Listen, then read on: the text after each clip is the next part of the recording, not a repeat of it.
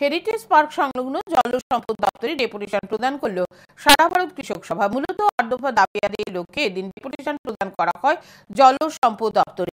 সারা ভারত কৃষক সভার কর্মী সমর্থকরা এদিন প্রথমে সার্কিট হাউসের সামনে থেকে সুবিশাল মিছিল শুরু করে। মিছিলের অগ্রভাগে ছিলেন সারা ভারত কৃষক সভার রাজ্য সম্পাদক পবিত্র কর সহ অন্যান্য নেতৃত্বরা।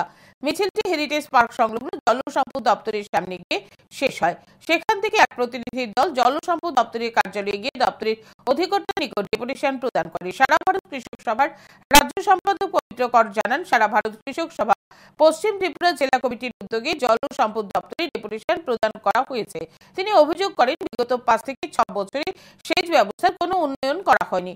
বহু এলআই স্কিম বিকল হয়ে পড়েছে, ফলে সেচের অভাবে সবজি চাষ ব্যাহত হচ্ছে। জেলা কমিটির উদ্যোগে রাজ্যের সেচ ব্যবস্থার জন্য গত ৫-৬ বছরে নতুন সেচ ব্যবস্থা তেমন কিছু হয়নি বললেই চলে। পুরনো যে এলআই স্কিমগুলো ছিল, ডিপ টিউবওয়েল ছিল, মিনি ডিপ টিউবওয়েলগুলো ছিল, এটা একটা অংশ আগে থেকেই মেরামত